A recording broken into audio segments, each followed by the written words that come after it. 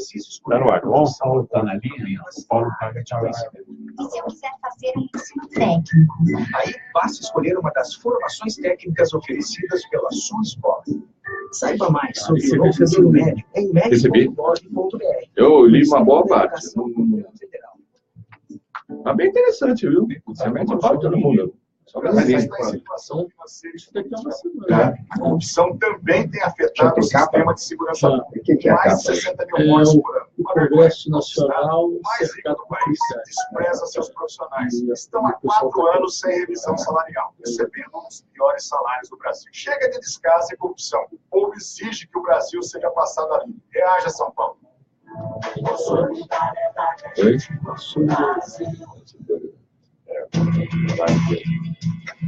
Toda quarta-feira, a partir das 14 horas, pede passagem ao programa Sindicato no Ar, com a apresentação de William Ribeiro, pois aqui o trabalhador fala. 7 horas e 59 minutos. CYK 650. Rádio Trianon AM. 740 kHz. Santo André, São Paulo, Brasil. O programa que será apresentado a seguir é uma produção independente. Programa Contraponto. Todas as manhãs e segundas da manhã, aqui na sua rádio Trianon AM, ao vivo com o jornalista Ricardo. O governo que prometia colocar a casa em ordem não para de produzir más notícias. A mais recente veio com a divulgação dos números de julho do Tesouro Nacional. O buraco chegou a mais de 20 bilhões de reais, o pior resultado para o mês na história. Além do desperdício de dinheiro para comprar apoio político, o rombo se explica pela queda na arrecadação. O motivo é simples, o país está contaminado pela recessão. Com a economia parada, a Receita de Impostos é incapaz de pagar as despesas da máquina governamental.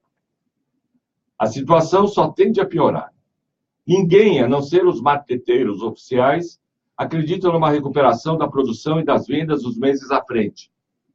A opção de cobrar grandes devedores está cada vez mais distante. Prova disso é a negociação do chamado refis. De concessão em concessão, a proposta vem sendo desfigurada porque o governo não quer brigar com o Congresso repleto de caloteiros. A receita, como sempre, é cortar ainda mais os gastos e os investimentos. Mas nem isso garante que as contas voltarão ao azul. A única certeza no horizonte é o colapso nos serviços públicos destinados à população.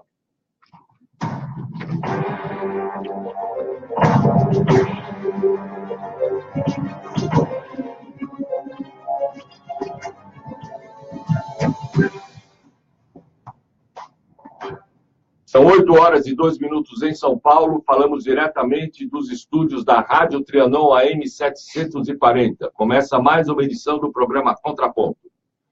Hoje temos a participação de Alberto Vilas, Paulo Moreira Leite, o nosso enviado especial à caravana do Lula no Nordeste, Flávia Rocha Mello em Brasília, todos sob a direção de Albino Castro.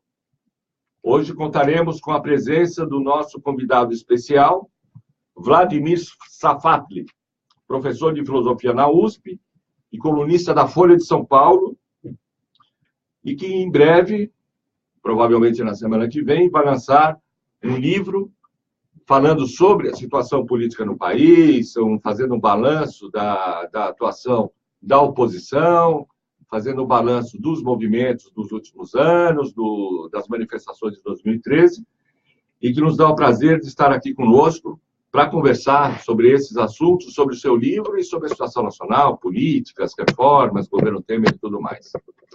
Lembrando a vocês que quem quiser participar através do WhatsApp, basta ligar para 11 99583 9700. 11 99583 9700.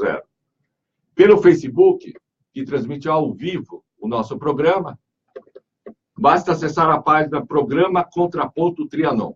Programa Contraponto Trianon, você pode assistir o programa e também ver, ouvir e assistir os programas anteriores do Contraponto, que estão lá ativados para acesso de quem quiser assistir.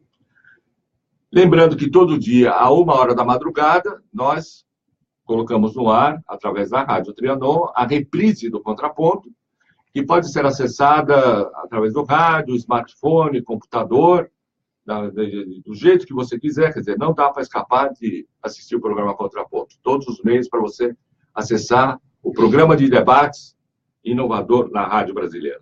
Vamos, então, começar chamando Paulo Moreira Leite. Onde está você, Paulo, neste momento? Estou aqui em Quixadá, me preparando para retomar a estrada. Hoje nós vamos para Juazeiro, no Ceará, terra do Padre Cícero, onde deve haver um dos maiores comícios, se espera, um dos grandes comícios da caravana. Aí eu queria falar uma coisa sobre o que está acontecendo aqui, que eu acho que é sintomático tanto da medicina como da política. É a voz do presidente Lula. O presidente Lula, de certa maneira, ele é politicamente a principal voz da resistência a esse estado que a gente vive hoje, um estado de exceção, que marcha, né? Que um dos riscos, que os desdobramentos é consolidar um golpe de Estado, modificar o regime democrático, acabar com o presidencialismo, instaurar um parlamentarismo de fachada e outras coisas mais. Ele é a única voz. Então é até simbólico, ele é a única voz, ele está andando pelo país, ele programa comícios diários, 1 ou 2 por dia, e na verdade tem sido levado a fazer vários comícios.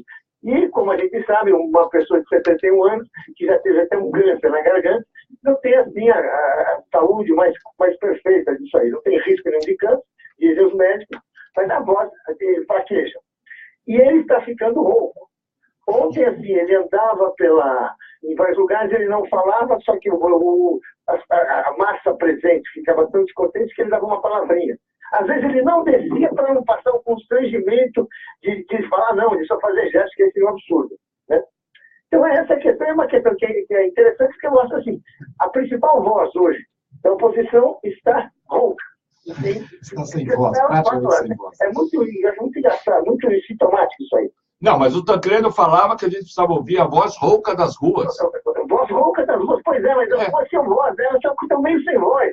Assim, não estou falando tanto quanto se imaginava, quanto muitos gostariam, né? E você está meio rouco também, né, Paulo? Mas ele está aquele rouco que nem percebe que está rouco.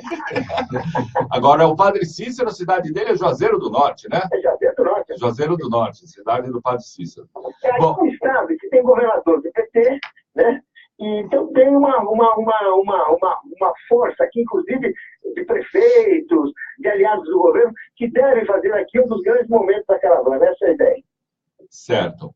Flávia Rocha Mello vai falar com a gente agora direto de Brasília, depois a gente começa a nossa conversa com o professor Vladimir Safatli. Flávia, como é que foi a estreia do Fufuca na presidência da Câmara? Bom dia, Ricardo. O Fufuca ainda não comandou nenhuma sessão de votação. Ontem não teve votação na Câmara. Já tirou férias? Começou tirando férias? Não tirou férias ainda não. Eles ontem fizeram reuniões para definir a reforma política. Mas ele também não comandou as reuniões. Quem comandou a reunião foi o presidente da República interino, o Rodrigo Maia. Mas foi reunião atrás de reunião e nada de consenso. Ninguém consegue definir como será o sistema de votação, se vai ser distrição, semidistrição, o que será, nem o fundo de campanha. Então, a votação da reforma política não aconteceu ontem, pode ser que aconteça hoje. Mas, então, o Fufuca não comandou nenhuma sessão da Câmara ontem. Mas teve trabalho no Congresso ontem. Teve a sessão conjunta da Câmara e do Senado. Parece que teve o quebra-pau, pelo menos o pessoal, aparecia aquelas cenas de parlamento na Coreia, né? O pessoal invadindo mesa, jogando livro, fazendo diabo a quatro. Isso mesmo. Era a ideia do presidente do Congresso, Eunício Oliveira, era fazer uma reunião, uma sessão para conseguir votar os vetos presidenciais e assim limpar a pauta para poder votar a meta, aquela meta de 159 bilhões de reais. Mas depois de muitas horas de reunião, houve uma briga estadual, digamos assim. Dois parlamentares do Maranhão começaram a brigar. O Maranhão está na moda, né? Porque o Fufuca é do Maranhão. Isso. Os deputados que brigam são do Maranhão. Isso. Viva o Maranhão! O Welberson, que é líder do PDT, começou a discutir com o João Alberto, que é um senador do PMDB também. A confusão do bate-boca dele se espalhou pelo plenário, houve empurra, a polícia do Senado chegou a entrar em plenário. No fim, a sessão foi suspensa. Mas ontem o Congresso teve mais trabalho. De madrugada, a Comissão de Orçamento aprovou a meta. Então, a meta pode ir para plenário ainda hoje. A meta de 159 bilhões, que já está inchada, a meta né? de 159 bilhões. E provavelmente vou ter que botar outra daqui a pouco, porque com a arrecadação despencando, o déficit crescendo, já se projeta um déficit para esse ano de 189 bilhões. Muito mais do que os 159. Porque a arrecadação de julho, que foi a pior da história, contava com 25 bilhões de reais que foram repatriados do exterior. Agora não tem mais repatriação nenhuma. E aí... Na verdade, nós estamos expatriando o patrimônio nacional. O Temer está lá vendendo, o Brasil na China, aquela coisa toda. E estão cortando tudo, né? As universidades estão praticamente paradas, sem recursos. Ciência e tecnologia também não tem recursos, direitos humanos, não tem dinheiro para poder fazer fiscalização, tudo, o governo, outubro, vai parar. E alguma novidade do Temer lá na China, Flávia? Não, ele está chegando hoje, porque ele foi ontem, parou em Portugal, dormiu em Portugal e acabou de decolar para a China. Será que ele sabe onde ele está? Espero que ele não nos chame o primeiro-ministro chinês de vietnamita, né? Estamos aqui no Vietnã, queremos saudar o parlamento da Tailândia. Chega lá procurando o Mao Tse-tung, né? Hoje mais outro que fala de Taiwan? O que ele falou? Não, mas é mais outro que ele fala. Falar do Chiang Kai-shek, sei lá o que ele vai falar. Bom, a gente vai bater no papo, a Paula continua na linha. Professor Vladimir Safatli, eu queria que o senhor primeiro agradecer a sua presença novamente. Como é que o senhor está vendo aí esse cenário político nacional? Logo depois o Paulo ele tem uma pergunta já para... Aliás, vamos começar pela pergunta do Paulo, que ele vai ter que sair mais cedo também. Vamos prestigiar os nossos cabelos esvoaçantes. Porque afinal o interlocutor tem poucos, né? Isso é você que está falando. Mas enfim, professor, eu gosto muito do trabalho do senhor, o senhor sempre escreve artigos que dão o que pensar, que obrigam a refletir mais uma vez sobre coisas que pareciam estabelecidas. Eu acho que é muito importante, e eu mesmo aqui estando no Ceará, fico muito feliz de eu estar em São Paulo nos nossos estudos, né? O que eu gostaria de perguntar diz respeito àquele seu último artigo sobre 2018 não existe. O senhor termina o artigo de uma maneira que, assim, o senhor condena, né? E que é correto, né? Denuncia tanto essa armação parlamentarista de ocasião, que eu denuncio o risco de um golpe autoritário, né? Que se fala assim, acentuar um golpe autoritário, um regime, emergência de um regime autoritário, e também de ter uma eleição presidencial de fachada. Isso eu concluo no artigo dizendo que, deixa eu ver aqui, mas enfim, dizendo nós precisamos rejeitar todas essas opções que são nulas para o país. Essa é a ideia. Eu não estou podendo dizer explicitamente, mas eu creio que essa é a ideia. Eu pergunto, se essas são as opções nulas, e nós estamos de acordo, qual que é a sua visão, a saída pela qual a oposição, os democratas, as pessoas que têm interesse na vontade da maioria, deveriam se bater? Qual é a alternativa? Bem, inicialmente eu queria, então, agradecer o convite de todos vocês, agradecer a você, Paulo. Eu fico feliz de saber que você se interessa pelos meus artigos. Para mim é importante a opinião de todos vocês. De fato, acho que essa questão é uma questão central hoje em dia. Só que talvez ela tenha sido colocada de uma maneira que nós somos obrigados sempre a fazer uma espécie de falsas respostas. Porque desde que aconteceu o golpe parlamentar em 2016, a oposição ela ficou num regime de pensar, então, o que ela poderia fazer para 2018, como ela se viabiliza para 2018.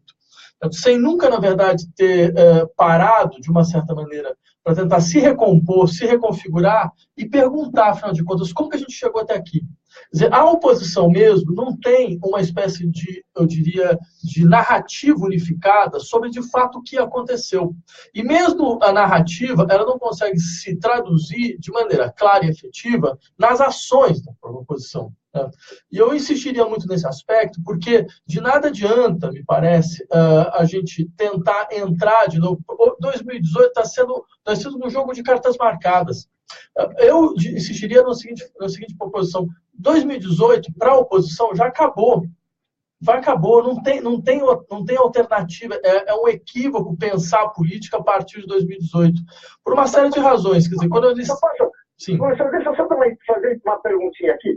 A oposição, uma parte importante dela, aposta, está colocando suas fichas na candidatura do presidente Lula como essa alternativa. Quer dizer, uma parte importante, tanto dos eleitores, inclusive de políticos, de aliados, movimentos sociais, etc. Você discorda disso?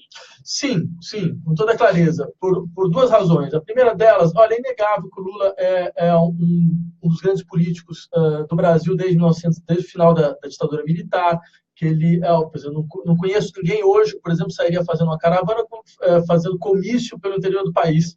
Então, não sei ele. No entanto, há de se colocar duas questões na mesa. A primeira delas, é muito claro que ele não será candidato.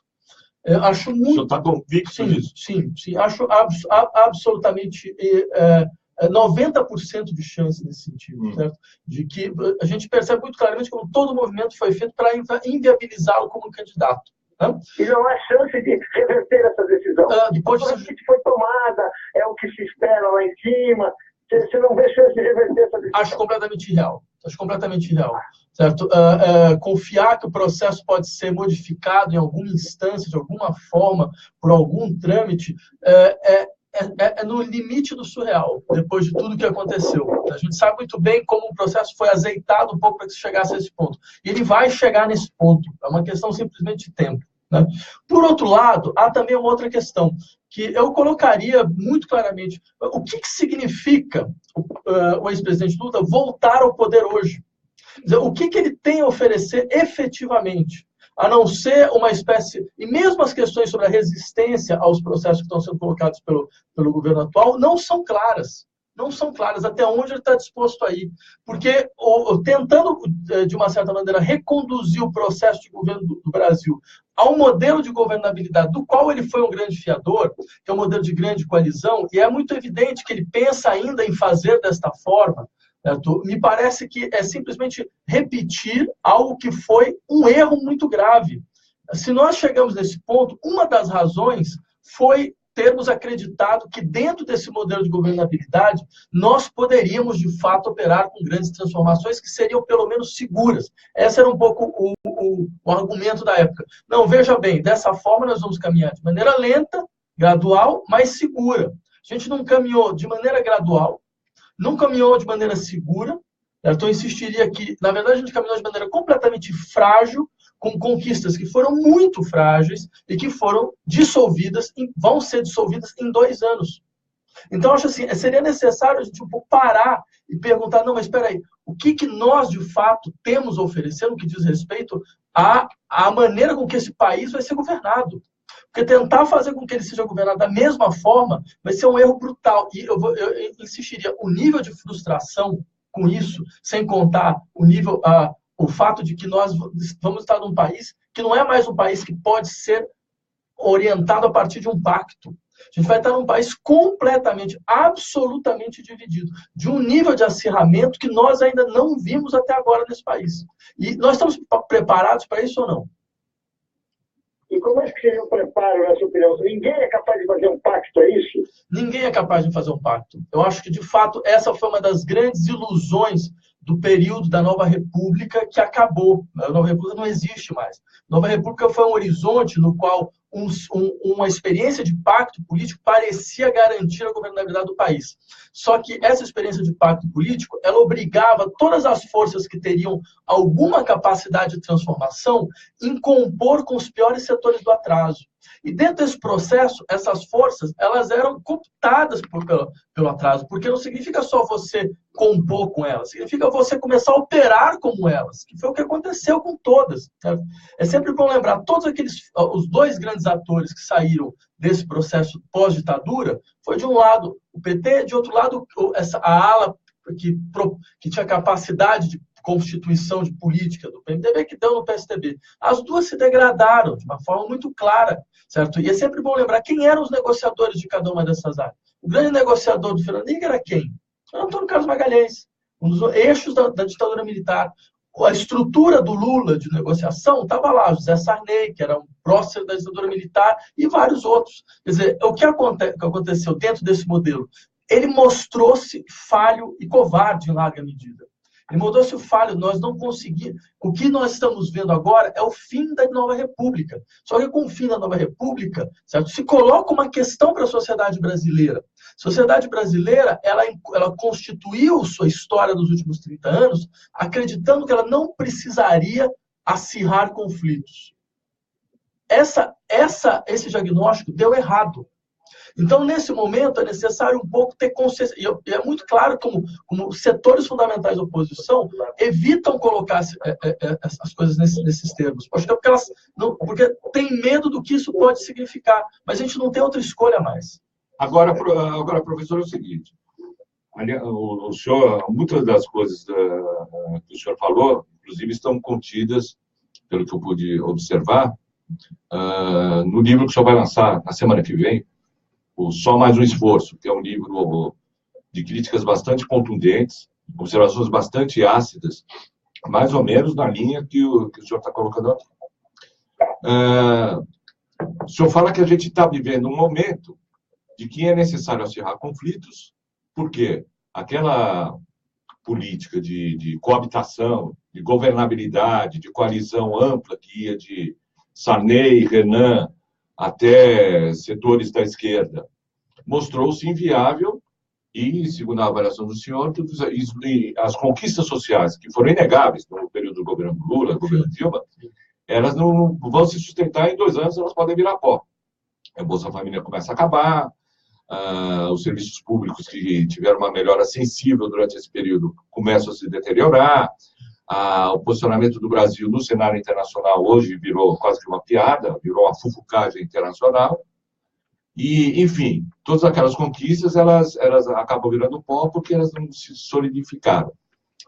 Agora, nós vivemos um momento, e isso é uma questão que tem sido colocado assim, quase que diariamente no nosso programa, em que essa questão do acirramento do conflito se choca com um paradoxo, que é quanto mais cresce a insatisfação com o governo que está aí, com o governo Temer, que tem quase uma taxa negativa de popularidade, menos gente está na rua protestando, se mobilizando, se manifestando, quer dizer, propondo, colocando em prática esse acirramento de conflito. Então, o cenário é o pior dos mundos, quer dizer, a governabilidade tal qual ela foi desenhada pelo pacto estabelecido pelos governos do PT, não se sustentou, não ficou de pé. Na avaliação do senhor, isso, inclusive, traça um marco que seria o fim da Nova República. A única saída seria abandonar definitivamente esse modelo e partir para um enfrentamento mais direto. Quer dizer, colocar em questão os pilares desse modelo de condução política que estava vigente até aqui. Só que, para isso, a gente precisa ter... Quer dizer, não é uma coisa só de debate, de ideias e tudo mais. Para isso, as ideias, para se transformarem em força material, como se diz, elas precisam ganhar, você entende? As massas. As massas são elas que podem promover essa transformação. Então, como é que o senhor vê esse impasse? Ou todos nós temos que sair daqui, tomar uma tarja preta e falar aí, estamos ferrados. Eu entendo, a questão é realmente importante. Eu diria só uma coisa antes de mais nada. Não se trata simplesmente de defender o acirramento dos conflitos. Você está simplesmente de dizer, veja, os conflitos já estão acirrados. Entendeu? É ter simplesmente consciência da situação. Entendeu? Falar, não é que a gente não vai acirrar, os conflitos já estão no limite que a sociedade brasileira não conheceu até hoje. Dito isso, eu insistiria em 3 coisas a respeito da questão das mobilizações atuais, da ausência ou não das mobilizações atuais. Primeiro, eu não diria que existe, de fato, ausência de mobilização atualmente. Certo? Eu lembraria, por exemplo, nós tivemos há 3 meses atrás a primeira greve geral em 30 anos, certo? Que botou 35 milhões de pessoas em greve. Nenhum lugar do mundo, certo? Algo dessa natureza seria visto como algo menor, a não ser no Brasil. E aí vem uma questão muito interessante. O que acontece? É possível. Nós, às vezes, há meses atrás, colocou 100 mil pessoas na rua, aqui em São Paulo, e se você for procurar o que foi a ressonância desse fato no interior da grande imprensa, parecia como se fosse uma feira, entendeu? Uma espécie de mais uma feira abaixo do mastro. Então, ou seja, há esse primeiro elemento, que é você tem um esforço de esvaziamento, no sentido forte, para a opinião pública geral, de esvaziamento do que são as mobilizações desse país. Certo? Isso por um lado. Segundo lado, por que não tem tanta mobilização? Eu lembraria de um dos elementos que muitas vezes as pessoas esquecem. Porque a gente tem um governo que eles literalmente atiram manifestantes, como a gente viu em Brasília. Não com bala de borracha, atiram com bala de verdade. Entendeu? As pessoas saem feridas. Sabe? Você corre o risco de sair de uma manifestação, voltar para casa com o olho completamente inchado, porque você levou uma bomba de gás lacrimogêneo, certo? Se você cegar o seu olho, uma bala de borracha. Certo? Eu mesmo já tive que jogar meu carro contra uma manifestação, porque minha filha estava numa manifestação de estudante, certo? E ela estava presa pela polícia. Estava a polícia de um lado, a polícia do outro. Ela ligando, falando, ó, todo mundo está preso pela polícia. Certo? Então, ela tem 17 anos. Então, você imagina, era uma manifestação de estudante secundarista. Então, esse é o governo. O nível de violência estatal deste governo contra a sociedade, certo? É absolutamente fora da curva, já num país onde a violência estatal contra a sociedade é altíssima.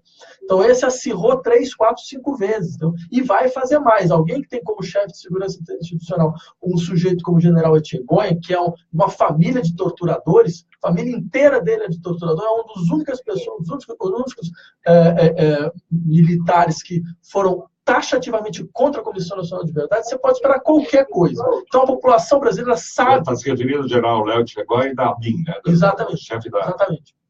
Dos arapongas do governo. Isso. Então, você sabe, a população brasileira, a parte dela, sabe muito bem que ela não tem nenhuma garantia mais de que ela pode sair na rua e vai ter sua integridade respeitada. Então, esse também é o segundo elemento. E eu ainda insistiria num terceiro. Nós somos uma situação onde existem muitas manifestações, muitas mobilizações. No entanto, essas manifestações e essas mobilizações, elas não conseguem mais entrar em constelação.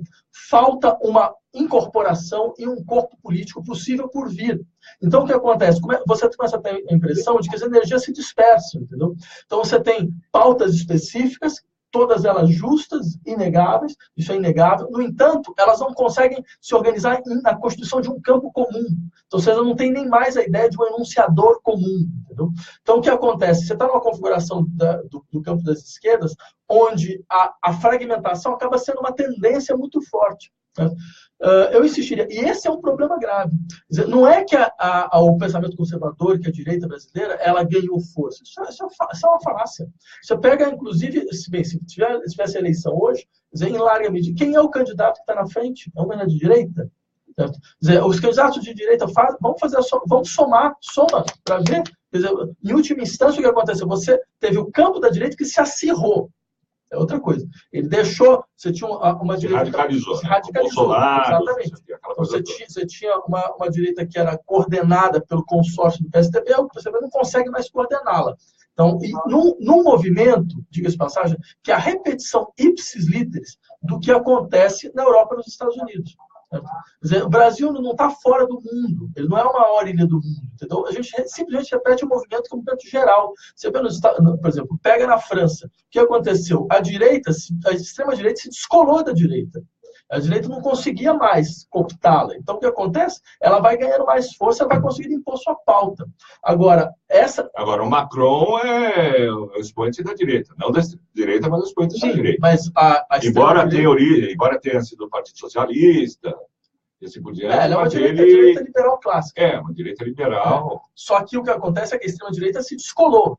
Né? Se descolou. Ela tem o seu candidato próprio, ela tem sua voz. Entendeu? E isso vai acontecer no Brasil. Isso é inegável. Já aconteceu e não tem volta mais. Porque a tendência da política atual, no Brasil e no mundo, é ir para os extremos. Porque o modelo de conquista do centro entrou em colapso no mundo inteiro. Em nenhum lugar isso funciona mais. Nos Estados Unidos não funciona, na Inglaterra não funciona, na França a gente viu esse tipo de acirramento, na Alemanha você tem fortalecimento de extremos. O que vai acontecer no Brasil é isso. O fato é, o extremo que está mais organizado é o extremo do pensamento conservador. Porque eles correm em um espaço sem fricção. Não é que eles têm mais força hoje do que antes, porque agora não tem contraponto. Esse é o problema. O contraponto está aqui no nosso programa. Não tinha contraponto. Professor, ontem, no final da tarde, eu passei numa livraria, numa papelaria, e vi que eles já estão vendendo a agenda de 2018. Eu falei assim, poxa, o professor falou que não vai ter 2018, pelo menos no papel, teoricamente, 2018 vai existir. E 2019 também, assim, esse quadro que o senhor traça aí, como que o senhor vê dia 1º de janeiro de 2019? Já vamos saltar o 2018. O presidente vai estar tomando posse no Brasil, teoricamente. Como que o senhor vê? Quem que pode estar tomando posse? Quem é essa pessoa? O senhor acredita que existe alguém que pode acalmar esse país, essa loucura que a gente está vivendo hoje? Então, olha só, futurologia, graças a Deus, eu normalmente costumo errar. Mas o que significa um bom sinal. Opa, é um bom sinal. Ainda bem, estou aliviado. Não, eu já estava aqui pegando meu tarja preta, ele já vinha fazendo as contas. Mas eu não sou só eu que erro. Quer dizer, a história ela tem essa capacidade de realmente quebrar as nossas arrogâncias. Né? Então, falar uma projeção, quer dizer, a gente faz uma projeção em cima de tendências atuais. Só que acontecimentos, contingentes, isso pode ocorrer. Mas só foi muito categórico dizer, olha, pode esquecer a candidatura Lula, quer sair... Não, porque nesse horizonte... E isso não é qualquer coisa, porque a candidatura Lula ela não remete não é para da esquerda, ela remete todo o xadrez político que está colocado. Sim, claro. Não, eu entendo, mas por que eu insisti nesse aspecto? Pelo seguinte, veja, é muito evidente, primeiro, todo o esforço nesse sentido e toda a estrutura do judiciário azeitada para isso. Entendeu? Então, a chance de, claro, tem 5% de chance de dar errado, tem 5% de chance de dar errado, mas é isso. Você está jogando em cima disso. Entendeu? 5% de chance de dar errado numa coisa que 90% de chance está certo, que não tem volta. Eles fizeram tudo isso para isso, para inviabilizar a candidatura do Lula. É muito evidente isso. Por outro lado, em 1º de janeiro de 2019, alguém assume. Eu diria, nem isso é certo. Nem isso é certo. Não, mas isso é verdade. Veja bem, quem chegou onde chegou... É o profeta do Apocalipse. Não é possível... a sua análise é... Não é possível que eu estou gostando muito da sua análise, aliás, como eu gosto dos seus artigos, professor, porque o senhor não faz concessões, o senhor é cortante, é agudo e vai direto ao ponto. Concorde ou não, mas o senhor está sendo... Porque eu diria uma coisa... Não adianta ficar floreando. Mas um país como o Brasil não ter esses cenários, não trabalhar com esses cenários, eu não entendo qual seria a racionalidade. Claro que pode não acontecer. Então, foi por isso que eu falei. Nem essa hipótese é completamente certa. As várias cartas postas na mesa. É possível, inclusive. Porque eu diria, quem chegou até aqui e fez o que fez, quem fez um golpe tosco e primário, dos mais toscos, mais primários da história da galáxia. Tá? Quem fez em um ano um processo de desmonte, de acirramento de conflito social desse país, que nós não tínhamos mais notícias. Não? Quer dizer, um processo de desmonte neoliberal da estrutura, não só do Estado brasileiro, da estrutura da seguridade social, certo? O mínimo de seguridade social que existia no país, sem o menor tipo de discussão, sem o menor tipo de conchavo, no sentido de acertar com as partes que vão perder. A gente costuma brincar que tem uma constituinte instalada no Jaburu. Isso não é uma constituinte, eles estão mudando tudo no país. A constituinte do Jaburu. Com a falácia de que nós estaríamos, então, numa crise terminal. Eu queria entender muito bem que modelo de crise é essa, uma crise onde, por exemplo, um banco como Itaú consegue ter 6 bilhões de lucro líquido em 3 meses. O sistema financeiro brasileiro é o sistema mais rentável da América, em crise. Certo? Uma crise onde, por exemplo, a Inglaterra entrou em crise em 2008 com o problema da crise financeira mundial. A primeira coisa que o governo fez foi aumentar os impostos de renda em até 50%. Isso porque a Inglaterra é um país liberal. Em 50%. Aqui, nosso imposto é 27,5% no máximo, sem nenhuma progressividade possível, o que faz com que toda a casta que afinal de contas, vive de renda, que a gente tem uma elite rentista, a gente não tem uma elite, uma elite patrimonialista, não é uma elite de industriais, uma coisa parecida. Pega a Fiesp aqui do lado, pergunta quais são as indústrias que o presidente da Fiesp tem. O presidente da Fiesp. Ele aluga galpão. Ele aluga galpão, exatamente. Ou seja, ele é especulador mobiliário. É isso. Agora, essa é a figura o livro que o senhor vai lançar, uma coisa que me impressionou muito, é essa coisa colocada assim de direita e esquerda. Né? Até um ano atrás, um pouco mais de um ano atrás, não se podia falar em direita e esquerda no Brasil, que todo mundo vinha assim, não, isso não existe mais, não existe mais. Caiu o Muro de Berlim. Geralmente quem falava isso era de direita, não pensa ninguém de esquerda, falando, não, esquerda não existe, direita não existe. Por que voltou? Agora, até a mídia, a imprensa coloca direita, esquerda, estão falando muito em direita e esquerda. Eu acho que ressuscitou essa coisa da direita e da esquerda, ou ela sempre existiu? Voltou porque nunca desapareceu. Quer dizer, era muito óbvio, muito claro qual é a diferença de direita e esquerda sobre algumas questões centrais da vida social. Nós acreditamos em formas de vida completamente diferentes. Certo? Quer dizer, alguém que se coloca como esquerda acredita numa sociedade que seja profundamente igualitária, mas profundamente igualitária, e que tenha o respeito absoluto pela soberania popular. Mas você não acha que, assim, que no Brasil, quando se fala em esquerda, as pessoas é petista? Né? A esquerda, parece que não existe uma esquerda que não sei, não, se você é de esquerda, você é petista. Não existe um pouco isso? Mas isso eu acho que é uma coisa relativamente natural, pelo fato de nós saímos aí de um período de governos. O PT governou o Brasil durante 13, 14 anos, foi o maior período de governo no Brasil democrático na sua história. Nunca um grupo de poder, um partido, governou o Brasil por tanto tempo em situação democrática. Certo? Desde a independência. Então, dá para entender essa associação. Agora, é fato que a associação é falsa, certo? Porque a esquerda brasileira tem uma pluralidade enorme. Quer dizer, mesmo antes do PT, eu lembraria, a esquerda brasileira teve o Brizola, teve o PDT, certo? Mesmo, por incrível que pareça, isso pode parecer surreal hoje em dia, mas durante um certo tempo, certo? Setores do PSDB poderiam ser considerados esquerda. Eram sociais-democratas. Com muita boa vontade, né? Muita boa vontade. Aquela foto do Fernando Henrique com o Lula na porta da FAP. Ali no máximo, a gente desconfiava. Sim, mas lembra, por exemplo, que tem um outro canhoto ali, de esquerda mesmo. Por exemplo, na Assembleia Constituinte de 88, certo? Não, tinha o setor do Mário Collor, que impediu o Fernando Henrique de participar do governo Collor, o Fernando Henrique estava louco para ser chanceler do governo Collor, bom, enfim. Tinha setores mais progressistas, vamos dizer assim. O oportunismo político do Fernando Henrique é conhecido de longa data. De longa data. Isso é o senhor que está falando. É o professor Valdemir Safado. Professor, antes da gente continuar, deixa eu só ler alguns comentários. O pessoal aqui está fervilhando no Facebook. Fita câmera. Entenda uma coisa, o PT hoje ainda é o maior partido da América Latina.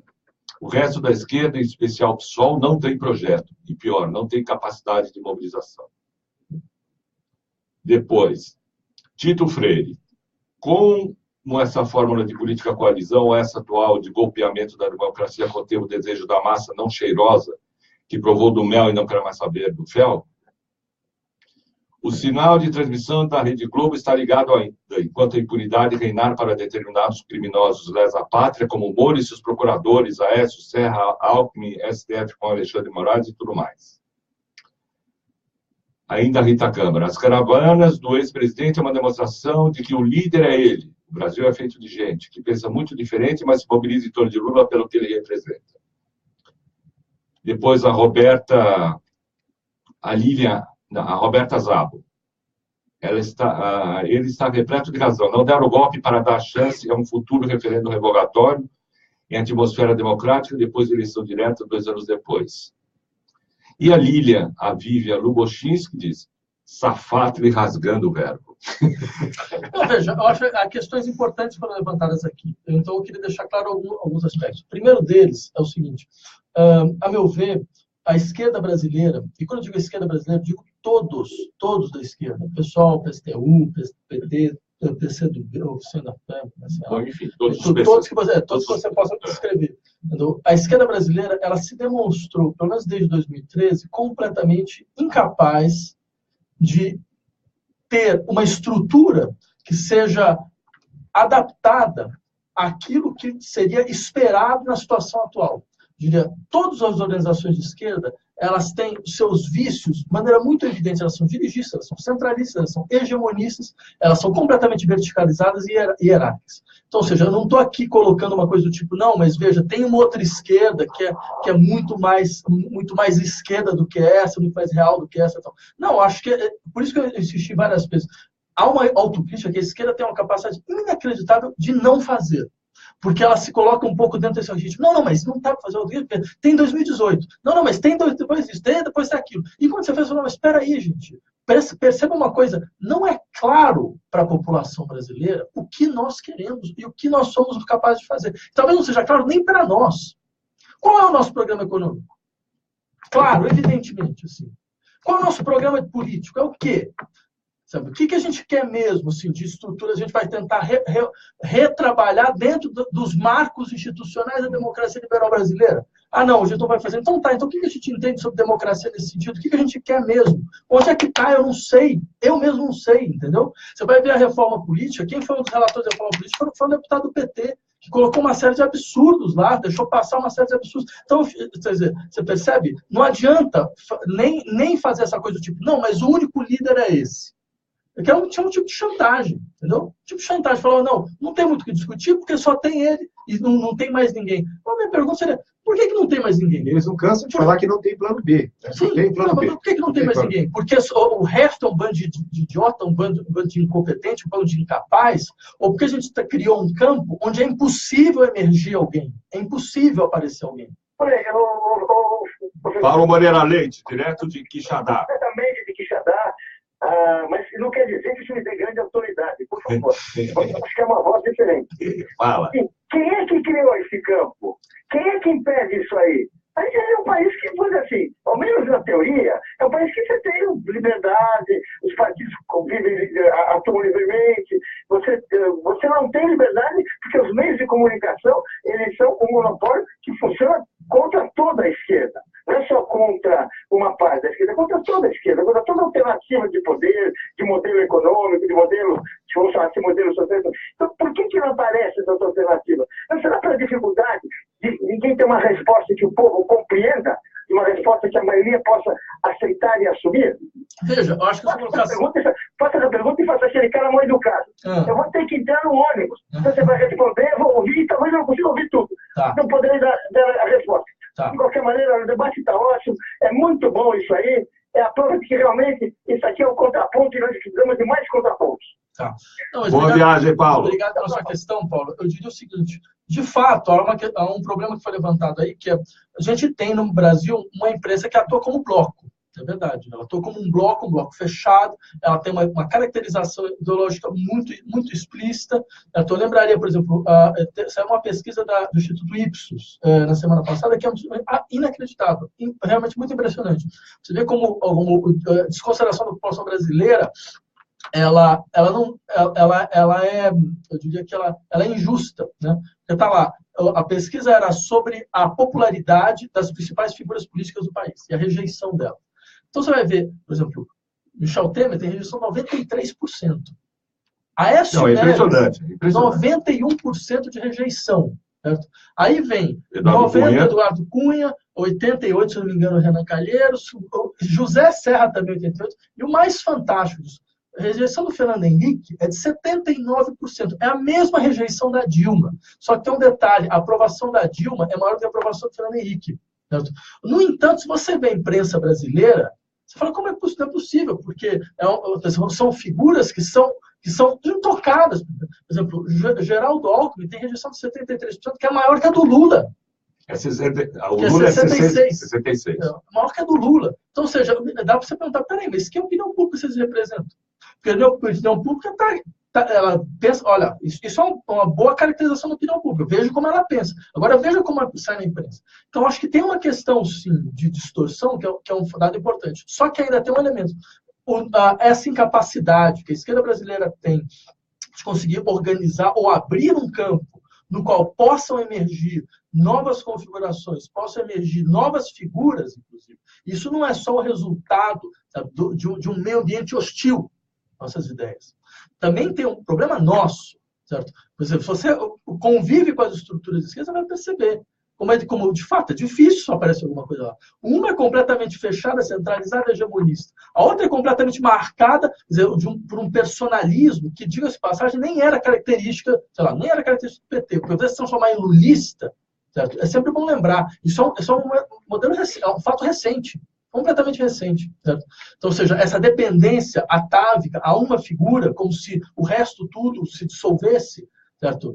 Como se não houvesse nada mais a nós, a não ser uma espécie de política do hiperpersonalismo. Agora tem o fato de que muitos dos dirigentes históricos do PT, tem muita gente que foi presa, por exemplo, você vê o Zé Disseu, praticamente escanteado. E outros foram simplesmente afastados. Quem morreu, mas outros foram escanteados, não sei o quê, e o Lula, a gente tem que reconhecer que realmente é uma figura ímpar, mas tem um fato que o senhor coloca que eu acho que é bastante real.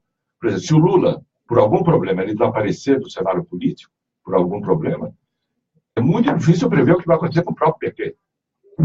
Tem muita gente que fala que vai haver uma diáspora, quer dizer, vai um pedaço, cada pedaço vai para um lado. Sim, mas isso é uma bela questão. Então, antes de se perguntar um pouco que tipo de coesão é essa que foi criada em cima da sobrevivência de um personagem. Que tipo de coesão de ideias é essa? Mas o que a gente se pergunta, quer dizer, o senhor é um pensador, o senhor é uma pessoa que estuda esses fenômenos sociais, o senhor é uma pessoa bastante arguta nas suas análises. Eu acho que o diagnóstico que o senhor está fazendo é bastante real sabe, é difícil discordar dele. Essa fratura na esquerda, essa fragmentação, esse sectarismo que muitas vezes existe, essa recusa em união. Quer dizer, dois caras de esquerda, a coisa mais fácil de acontecer é existirem dois partidos, em vez de existir um só. Mas, e como escapar disso aí? Como escapar? Tem alguma forma? Evidentemente, o senhor não está aqui para ensinar, se tivesse essa resposta, já era presidente da República. Como escapar disso? Tem algum exemplo histórico ou internacional nesse momento que aponte para um determinado caminho, que seria o caminho mais... Bom, enfim. Então, eu diria o seguinte, eu gostaria... O diagnóstico do senhor me parece... Assim, muito claro e coerente com o que a gente está assistindo. E eu deixando uma hipótese de trabalho. Isso, é exato, uma hipótese de trabalho. Uma hipótese de trabalho, que eu acho que é uma coisa a se refletir, você precisa colocar um pouco no debate, mas eu insistiria, nós chegamos nesse ponto porque nós deixamos absorver um modelo getulista de funcionamento da política brasileira. O senhor fala isso no livro, né? O senhor fala que o modelo da ressurreição. É o lugar natural do Brasil. O lugar natural do Brasil, o Brasil tem dois polos, oligarquia ou populismo de uma matriz getulista. Só que falar em populismo hoje, quer dizer, parece que você está falando como uma injúria. Não é um termo descritivo, mas é uma injúria. É o irracional na política. E, com certeza... É uma coisa pejorativa. Está longe de ser minha análise. Né? Acho assim, existem teóricos que analisam muito bem o que isso significa, principalmente no contexto latino-americano. Eu diria, nós temos esses dois polos. Quando você não tem esse modelo de incorporação política via essa forma getulista, você tem a volta da oligarquia. Seja a oligarquia de Polaina, seja a oligarquia junto com os militares, certo? Mas o fato é basicamente isso. Eu diria, a esquerda brasileira se deixou incorporar isso. É quase um processo meio freudiano, sabe? Onde os fantasmas do passado eles vão incorporando no presente. Eu lembraria, veja, uma das grandes fotos do... reencarnação. É reencarnação, Mas veja, o Lula mesmo jogou com isso. Mas ele jogou com isso. Quando, por exemplo, quando ele foi anunciar que o Brasil seria autossuficiente em petróleo, que foto que ele faz? Ele faz a mesma foto do Getúlio. Ele bota a mão no petróleo. Levanta. Veja, essas coisas de história não se fazem impunemente. Me desculpa. Você pode estar pensando que ele está fazendo simplesmente uma citação, mas, como dizia o velho Marx, os processos eles se repetem como fantasmas que ganham corpo novamente. A gente depois nem sabe por que a gente chega no mesmo lugar.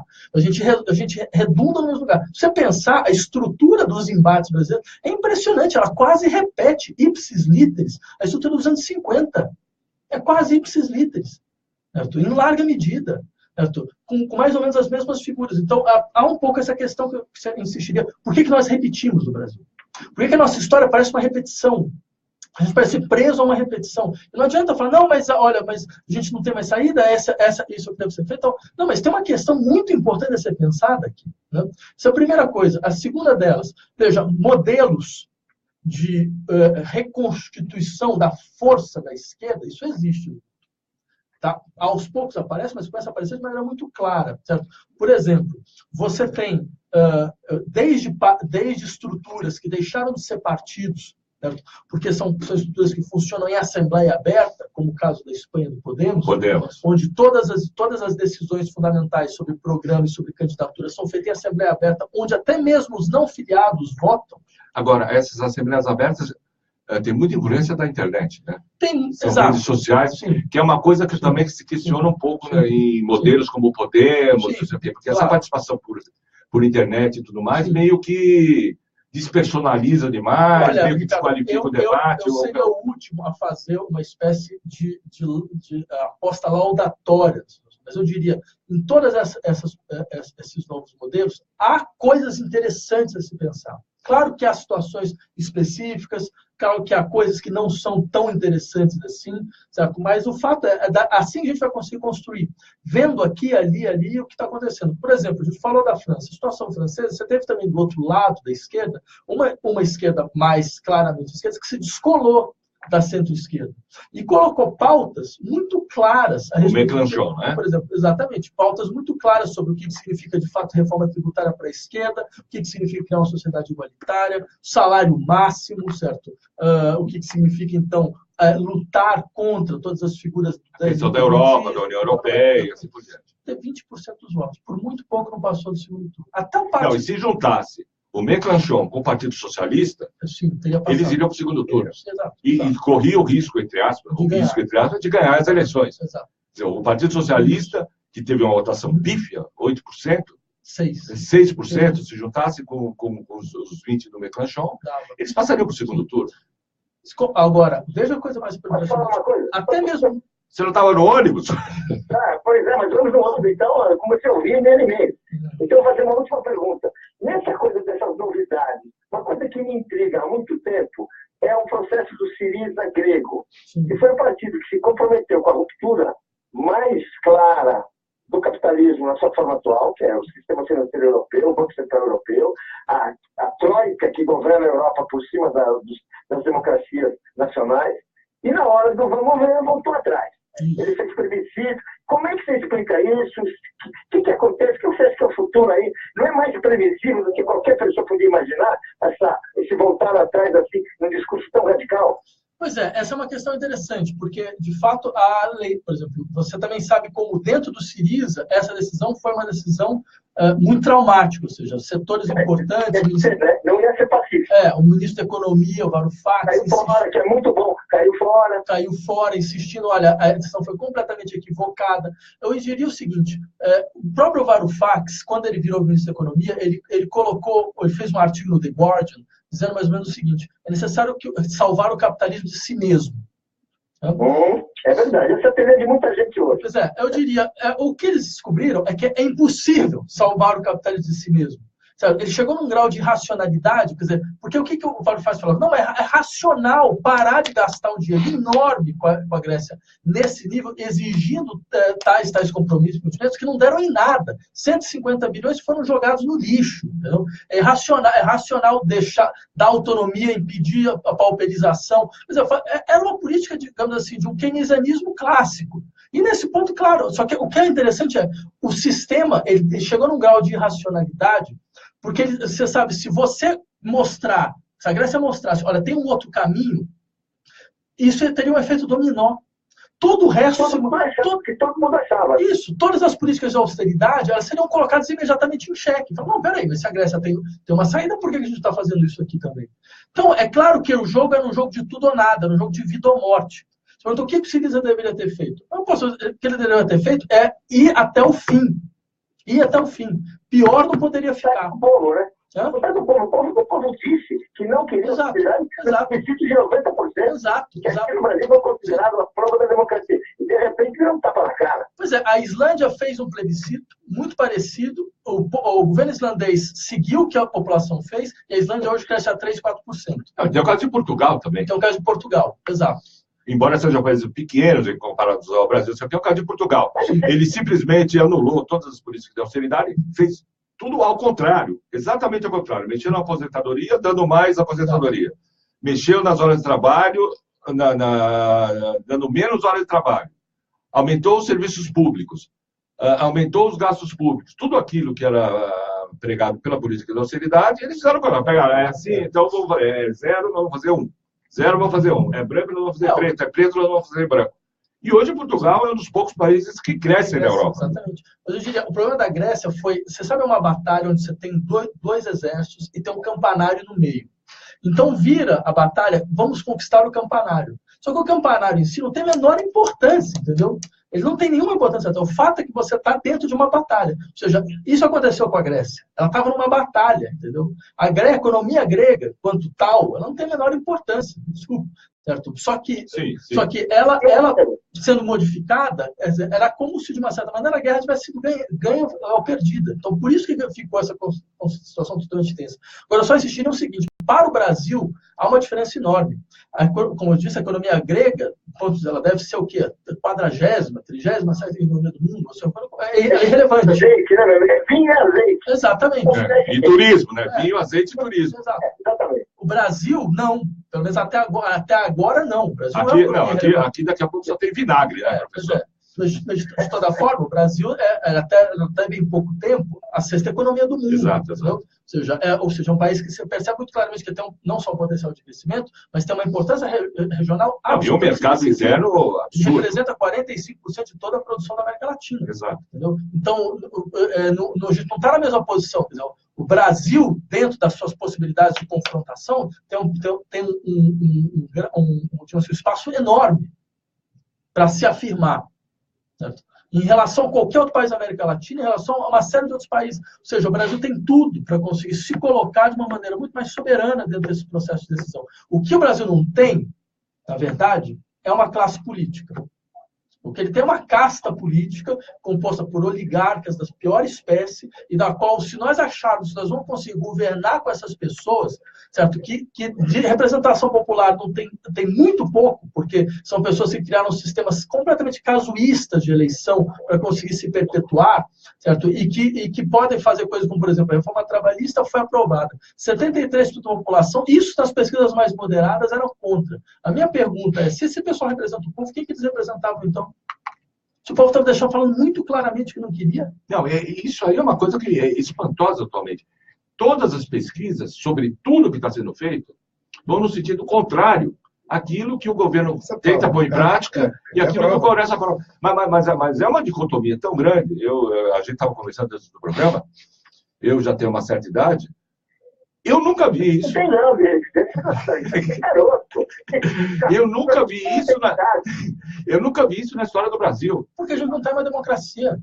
Porque mas mesmo no tempo da ditadura, evidentemente, eu não sou louco de dizer, não, voltar à ditadura, não sei o quê, tanto que nós temos nosso programa, podemos sair na rua, desde que não esteja de roupa preta. O senhor está correndo risco hoje, professor Safato, está de roupa, o Albino também está de roupa preta, pelo menos o senhor vai ter uma boa companhia, uma pessoa ilustrada, vamos fazer grandes conversas. Eu nunca tinha visto isso.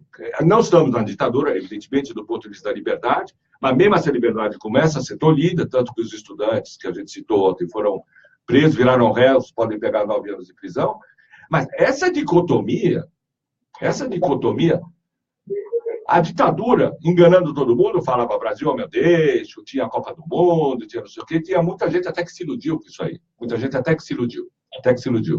Agora, hoje não. Qualquer pesquisa que você faça sobre tudo que esse governo está fazendo dá exatamente o contrário. Como é que o senhor explica isso, professor? Eu sinceramente, não, para mim é muito claro. A sobrevivência. Sim, mas nós não estamos numa democracia. Esse é um fato. Por isso que eu acho muito temerário apostar tanto em 2018. Essas pessoas estão fazendo cálculos como se 2018 não existisse. Como se a coisa tivesse normalmente. Exato. Tipo assim, olha, não tem como. Não fica tranquilo. O que acontecer, a gente não vai ter uma resposta popular. Vamos empurrando com a barriga até 2018. Vai dar. Agora, professor... Não, simplesmente, só para entender. Esse é o primeiro ponto, eu diria. Nós não temos uma democracia. A gente tem que entre democracia e ditadura há uma série de possibilidades. Nós estamos em algum lugar entre os dois. Eu acho que isso é a tal da dita branda, que a Folha de São Paulo uma certa época falou da ditadura militar. Dita branda é que nós estamos vivendo hoje. Eu insistiria no aspecto. Aí eu acho uma coisa que vale a pena pesquisar. O que isso demonstra também para nós? Isso demonstra a falácia da ideia de representação política. A falácia da ideia de que democracia é o espaço no qual você cria representantes do povo. Eu diria, deputados não são representantes do povo, senadores não são representantes, o presidente não é representante do povo, o povo não tem representante, certo? Quem tem soberania não passa a soberania a uma outra pessoa, entendeu? Não se pode ter uma soberania e abrir mão dela. É um pouco como se você tivesse sua vontade, você tem o seu desejo, e alguém pergunta para você, mas qual é o seu desejo? Você fala, não, pergunta lá para o meu representante que ele sabe qual é o meu desejo. Entendeu? É o mesmo tipo de paradoxo, certo? Na verdade, uma democracia é um processo no interior do qual a população ela se expressa diretamente. Não se trata de representantes, os membros do Congresso, são comissários, que é uma coisa completamente diferente. Certo? Então, nesse sentido, o que acontece? Não é possível a esquerda continuar insistindo neste modelo representativo. Ela tem que perder o medo de falar, não, nós não queremos mais representações. A democracia parlamentar, para o senhor, então, ela é um... A democracia parlamentar que nós conhecemos, a democracia liberal, ela foi um resultado da Segunda Guerra Mundial, certo? Que um sistema de forças que não existe mais.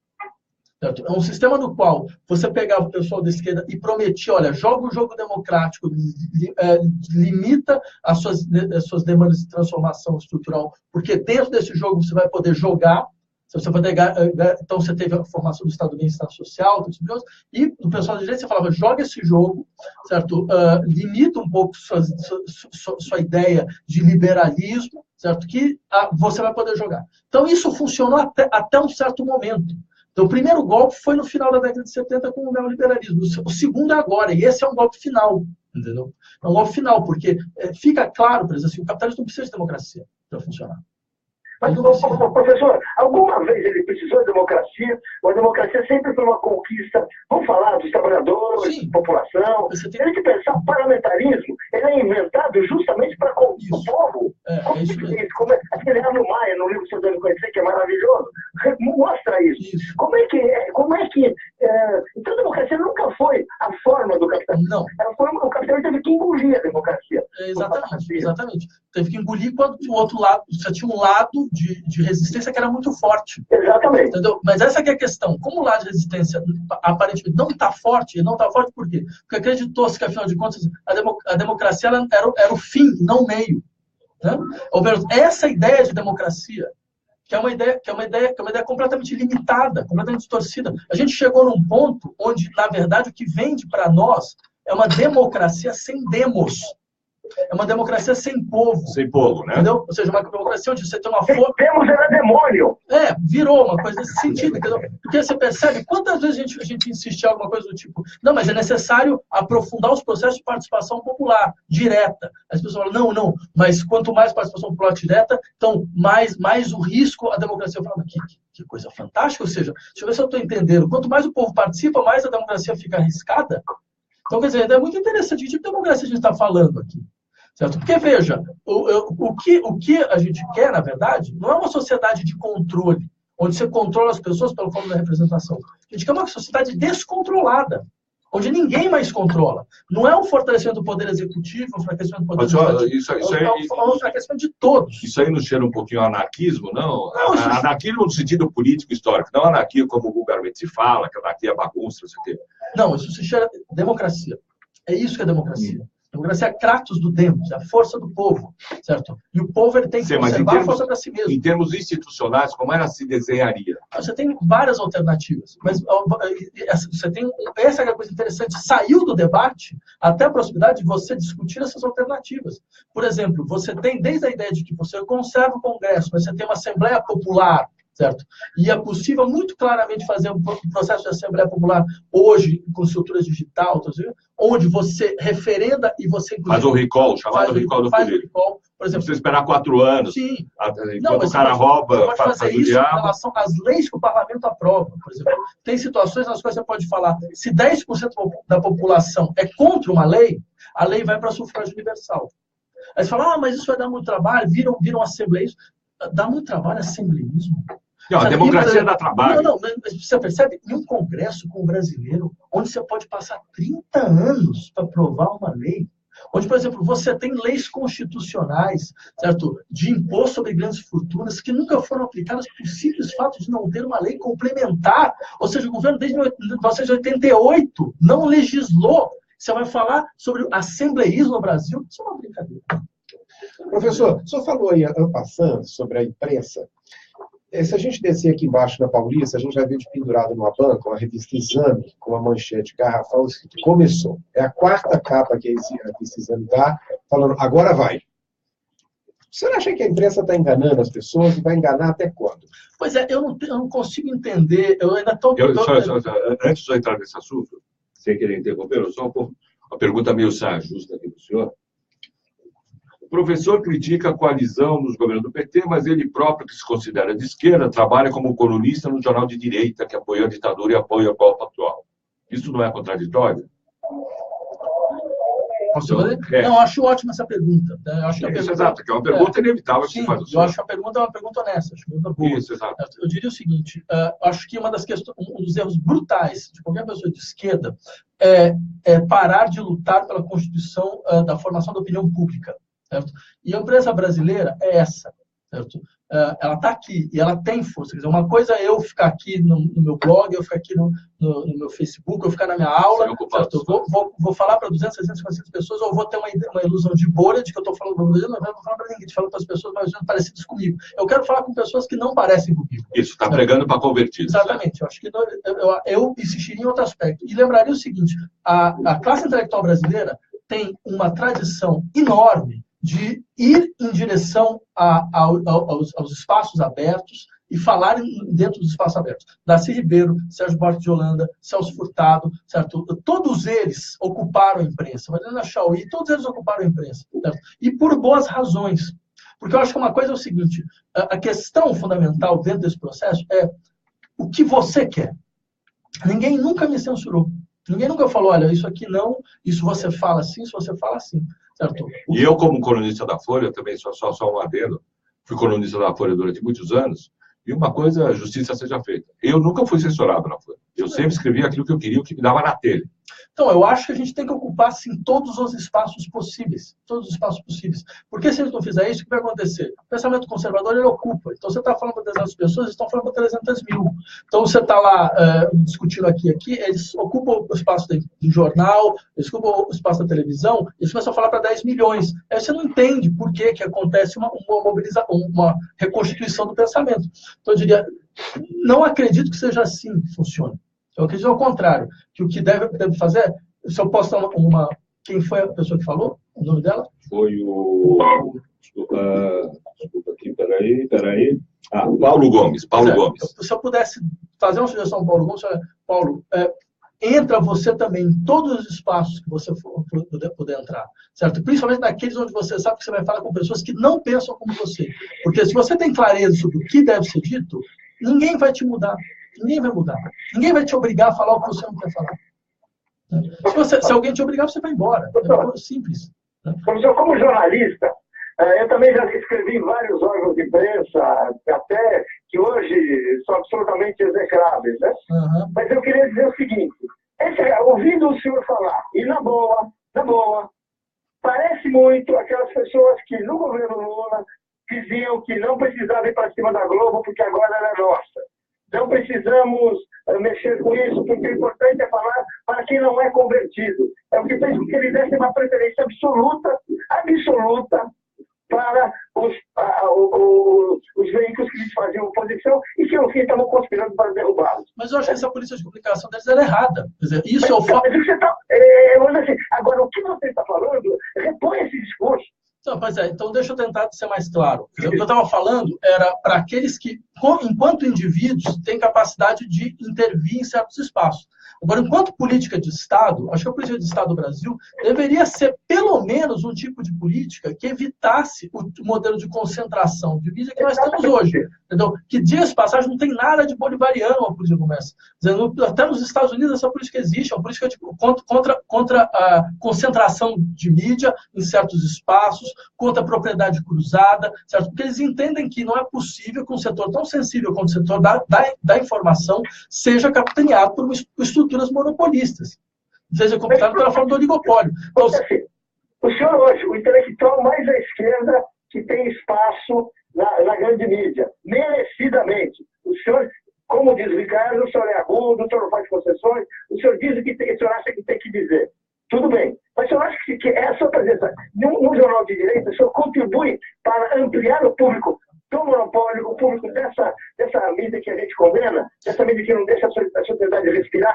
Não, entendo a sua questão. Eu insistiria o seguinte, eu acho que existem duas coisas aí. A primeira delas eu lembraria que, inclusive, em várias vezes que eu escrevi, eu insisti na defesa de uma política de comunicação de massa diferente. Mas diferente do que era a política jornal. Eu posso até mostrar os artigos que eu falei muito claramente nesse sentido. Somos pessoas de boa fé, professor, ainda bem. Sim. A gente já consegue gente que fala a verdade. Pois é, outra coisa eu acho sim que em qualquer circunstância, em todas as configurações possíveis, certo? De nada adiantaria, por exemplo, digamos que a gente tivesse uma situação na qual agora a gente tem uma imprensa mais à esquerda forte, certo? Se você tem a possibilidade de entrar num campo de um pensamento diferente do seu, certo? E falar o que você tem que dizer, mas eu acho que você precisa fazer isso. Se você teve, por alguma razão, a possibilidade de fazer isso, você deve fazer. Agora você fala, não, mas isso parece que você está justificando um pouco a estrutura. Mas perceba muito claramente. Duas coisas. Primeiro, a história da intelectualidade brasileira foi uma história de resistência desses espaços. Mas isso desde a década de 40. Sempre foi assim.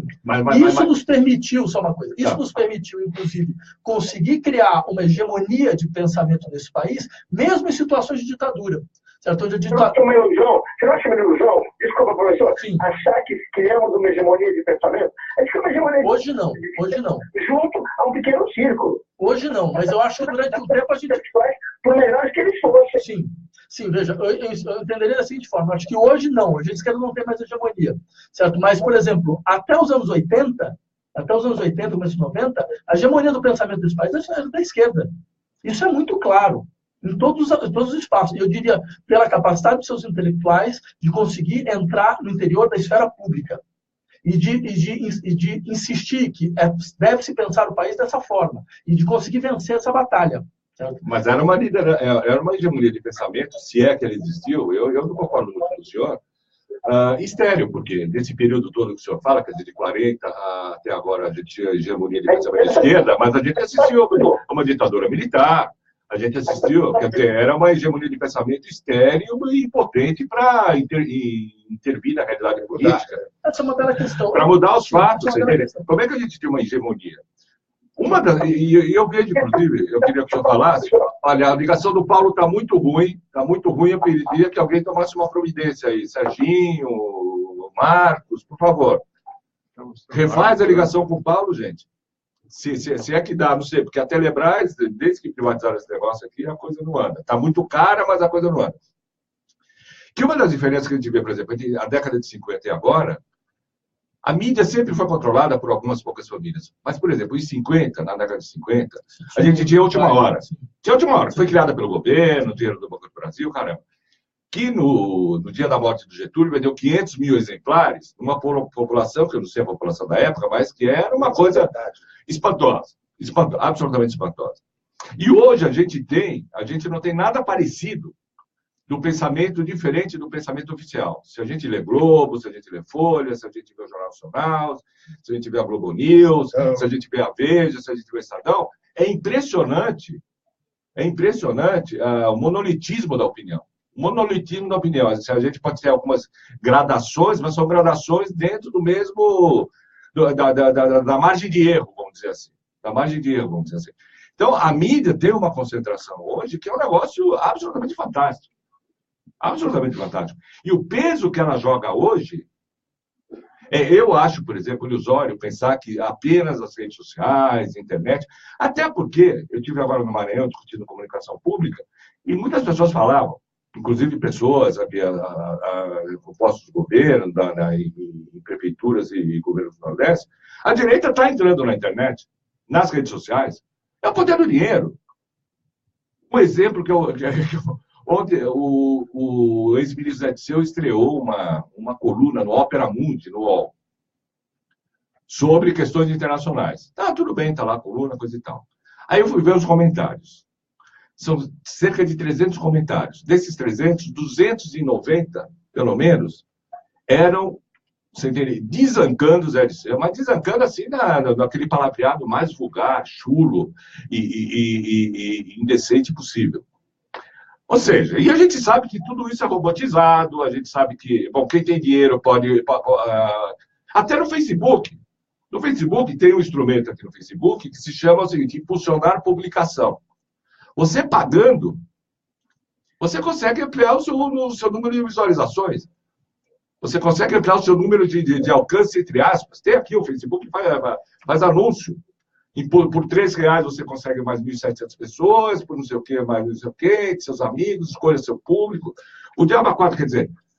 Então, esse poder do dinheiro na mídia da direita, que é a que tem dinheiro, também nas redes sociais, ela se faz. Quer dizer, o senhor não acha que uma das diferenças dessa época que o senhor citou, primeiro é essa questão que eu acho que é essa hegemonia do pensamento de esquerda.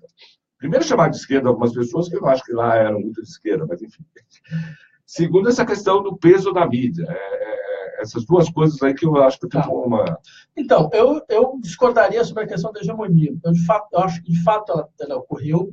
Você fala, não, mas veja, se ela ocorreu, ela não tinha nenhuma força prática, porque ela foi incapaz de impedir todo o processo de regressão histórica que nós conhecemos muito bem, ditadura militar, esse tipo de coisa. Mas eu diria... duas coisas. Primeiro, as ideias elas não podem, em última instância, garantir processos históricos. Elas abrem latências possíveis. Entendeu? Elas não vão ser assim, você tem uma força das ideias, então, de fato, os processos históricos estão garantidos. Não, muitas vezes você tem outros elementos que estão em conjunto dentro desse tipo de configuração, mas uma coisa é fundamental esse processo de ideias para que as latências da existência continuem possíveis. Entendeu? Ou seja, então, mesmo quando a ditadura militar se consolidou, veja, a experiência cultural, intelectual, progressista brasileira, como a gente quer dizer, ela continua pulsando. Isso nos deu força para, depois desse processo, tentar coisas. Que a gente não tenha conseguido realizar, certo? Isso deve ser pensado, sim, mas não deve ser falando com uma fraqueza do campo hegemônico cultural. Mas no campo da cultura ele consegue articular as coisas num certo limite. Certo? No certo limite. Aí você tem também todos os outros processos que deveriam ser acrescentados e não foram acrescentados. Então, mas de qualquer forma, perdendo esse campo cultural, há um embotamento da imaginação política. Há um embotamento da capacidade que o país tem de pensar a si mesmo, certo? E de sair de certos afetos, sair de uma certa melancolia, que isso pode ser brutal. Isso pode ser mortal. Certo? Então, esse é o paradoxo, entendeu? É verdade, o campo da cultura não consegue realizar tudo, mas se ele desaparece, você pode ter certeza que a capacidade de efetivação mesmo da ação, ela diminui brutalmente, porque a imaginação, ela se dissolve. E a imaginação é a garantia de que nós vamos conseguir, então, fazer um futuro diferente do presente. Certo? A gente vai ter força para lutar, porque as lutas elas vão ser duras, elas não vão ser lutas simples, elas vão ter perdas, nós vamos perder uma vez, vamos perder uma segunda, vamos perder uma terceira, certo? E eu diria, ai daqueles que imaginarem que o processo é a consolidação de força e uma vitória final, certo? A gente está vendo isso aqui, então a gente perdeu uma batalha, certo? De uma maneira ou de outra. Certo? E talvez a gente vá perder uma segunda, vai perder uma terceira. Agora, o que se espera? Quem disse que era fácil? Para criar um país que tem todas essas possibilidades de transformação e chegar onde a gente chegou, tem que ter muito erro, entendeu? Então, ou seja, tem que ser, não está longe de ser uma coisa simples. Esse é o primeiro ponto. O segundo aspecto sobre a questão, voltando à questão da imprensa, veja, eu entendo quando você fala, não, mas nós temos agora uma configuração de bloco muito mais forte. Certo? E eu lembraria que, por exemplo, nesse golpe que a gente teve, parlamentar que a gente teve, ficou muito claro. Um sistema azeitado de uma forma, assim, eu diria mesmo, medonha. Né? Medonha. Como a gente viu, por exemplo, você tem um juiz que vai e grampeia a presidente da República de manhã, certo? Ele libera à tarde, à noite, o Jornal Nacional... A Globo News. Exatamente. A 1h da tarde, e uma hora mostrando tudo, inclusive... grampos de advogados, que isso é uma coisa assim, em qualquer país liberal, Isso Os seria caras estão na cadeia. Exatamente. Ele ontem riu Mas no o que é mais cinema, né? impressionante, Ele riu na hora do no cinema. mesmo momento que você está fazendo isso, você já tem manifestações aqui na Paulista, certo?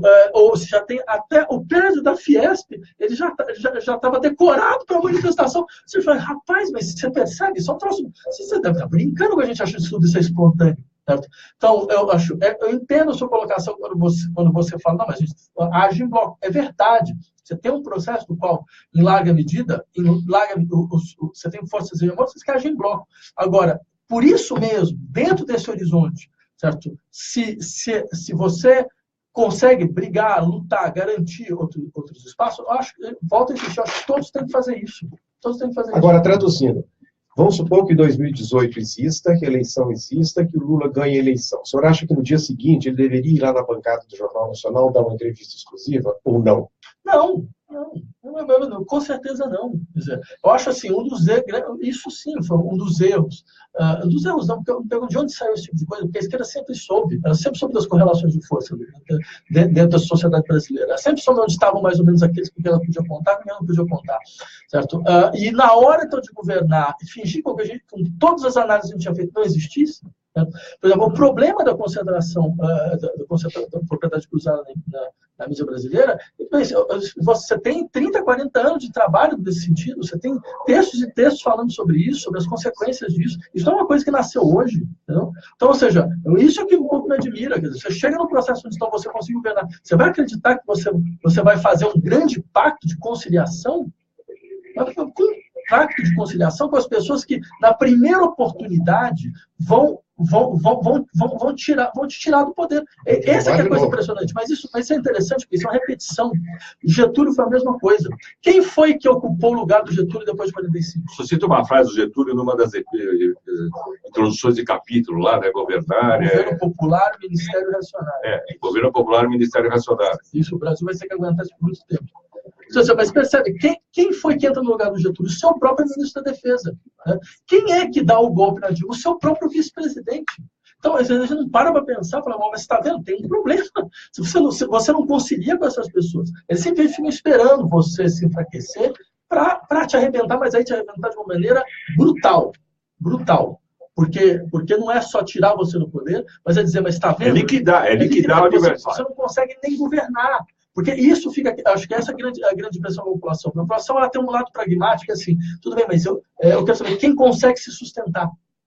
Quem consegue sustentar no poder? Né? Nessas situações de instabilidade, o fato que você percebe que tem alguém que se sustenta, de uma certa forma muito bizarra, isso produz algum tipo de efeito. Não? Então, o que eles percebem? Não, mas esses não conseguem nem se sustentar. Entendeu? Eles entram num processo de degradação interna constante. Como é que eles vão governar dessa maneira? Então, acho que esse fica o saldo. O senhor acha que esse quadro que nós estamos vivendo hoje, inclusive, né? Essa degradação, virou ali um barata voa completa no governo. Sim. Quer dizer, até com lances cômicos, que a gente brinca muito, mas é o que está acontecendo no país, é o Fufuca. Não tenho nada contra o nome do Fufuca, mas é um menino de 28 anos. É uma irrelevância em pessoa. É uma irrelevância em pessoa. É uma irrelevância absoluta. Absoluta. É um dos casos onde a forma e o conteúdo não fazem uma unidade dialética, é uma unidade mecânica. Porque o Fufuca... Já o Rodrigo Maia também é uma irrelevância absoluta. Outra irrelevância. E que tipo de liderança? Política, quer dizer, é o que esses caras fizeram pela política do país. Antigamente, as lideranças conservadoras, pelo menos, tinham algum tipo de consistência, era possível conversar, debater, dialogar. Um rato de bastidor. Isso assim foi. Exatamente. Então, a gente não tem. Agora, o que todo mundo se... Tem muita gente que está prevendo que daqui a pouco vai explodir alguma coisa espontânea, porque sem mobilização marcada, sem nada. Por exemplo, a situação no Rio é absolutamente catastrófica. Pois é, então esse é um belo ponto. A gente tem mais 5 minutos, eu queria que o senhor... Então, eu concluiria dizendo o seguinte... Não fizemos nenhum break, porque a conversa estava tão empolgante, cativante, estimulante, que, olha... Então, eu queria... Aqui quem manda é o debate, não o comercial. Vamos lá. Então, já para terminar, só diria o seguinte, acho que a sua colocação é importante. Eu apostaria nisso. Sim. Vai haver, sim, uma revolta muito forte da sociedade brasileira. Vai haver. E a minha questão é simples. Nós estamos preparados para ela. Porque nós perdemos 2013, entendeu? Nós não estávamos preparados para 2013. Eu nunca admitiria um tipo de análise diagnóstico, que tal como alguns fazem hoje, que 2013 foi a ascensão do pensamento conservador no Brasil. Eu acho que, na verdade, é um marco divisor, certo, do campo das esquerdas, porque tem aqueles que insistem nessa leitura e aqueles que vão insistir, não, 2013 foi a maior oportunidade perdida da esquerda brasileira. Não? Quer dizer, você tinha todas as condições de criar novas formas de hegemonia popular, de fazer um tipo de aliança com setores descontentes, porque os setores descontentes estavam percebendo muito claramente que o processo de ascensão econômica do Brasil tinha parado. Né? Se você pegar o processo... E começou com uma pauta econômica de esquerda, vamos dizer assim, contra o aumento da tarifa de ônibus. Melhores serviços, certo? Melhores serviços públicos, eu quero escola padrão FIFA, certo? Estava muito claro que você tinha um processo de frustração relativa produzido por não ter mais ascensão social. As pessoas percebiam isso. Foram 2.050 greves em 2013. E antes de junho explodir, você teve greve de bombeiros, você teve greve de coveiros, você teve greve de todos os anos, falando, veja, as cidades brasileiras são as cidades mais caras do mundo, certo? São Paulo e Rio, em 2013, eram entre as 10 cidades mais caras do mundo, certo? 93% dos empregos que foram produzidos até então eram empregos que pagavam até 1,5 salário. Eram pessoas que estavam em situações precárias, a esquerda não quis ver.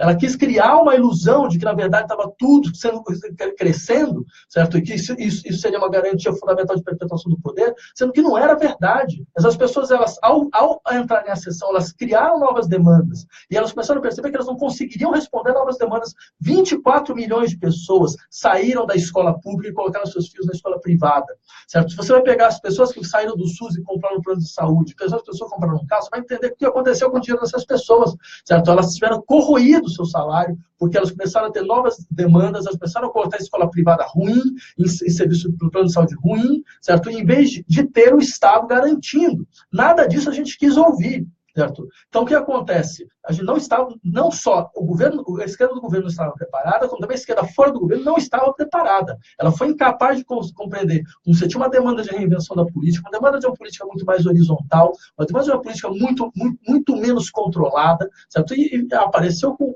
estruturas completamente arcaicas. Então, o que acontece? Vai acontecer algo parecido de novo. A gente está preparado ou não? Bom, com essa pergunta do professor Vladimir Safatli, a gente vai se encaminhando para o final do nosso contraponto. Hoje nós fizemos uma edição, vamos dizer, uma edição especial, porque não tivemos nenhum break, nenhum intervalo comercial, porque o debate estava tão empolgante, em alguns momentos a gente chegava a perder o fôlego aqui. E a qualidade das ideias e a intervenção e o diagnóstico do professor realmente são impressionantes pela clareza, concorde ou não, pela clareza, pela consistência, pela lógica, pela dialética também. Você tem que realmente eu acho que foi um dos debates mais estimulantes e mais importantes que a gente travou aqui no nosso contraponto. Então, gostaria primeiro de agradecer a presença do professor Vladimir Safatli, professor de filosofia da USP, colunista da Folha de São Paulo, que em breve vai lançar o livro Só Mais um Esforço, tratando de todos esses temas que ele esboçou aqui. Vai ser lançado pela editora 3 Estrelas, provavelmente na semana que vem, e certamente vai ser, olha, por todo mundo que está interessado em pensar saídas para o país, vai ser um best-seller entre esse pessoal. O Sérgio está lá me apressando. Queria agradecer também ao Marcos Calço, que é nosso produtor, ao Gerson Lima e ao Sérgio Souza, agradeço um pouco menos, porque ele está mandando correr, a Roseli Revelo.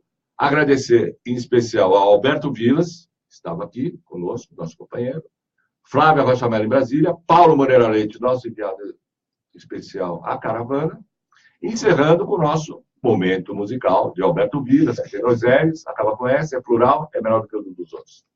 A gente vai encerrar, então, com uma música nova dos Tribalistas, que chama Um Só, e que eu desconfio que eles fizeram essa música por tudo isso que a gente discutiu aqui hoje. Vamos lá. Somos comunistas e capitalistas, somos anarquistas, somos o patrão, somos a justiça, somos da quadrilha, somos do pão, somos todos da alerta realização, somos só, é só. Boa sorte para vocês. Obrigado. A gente vai se falando. Parabéns.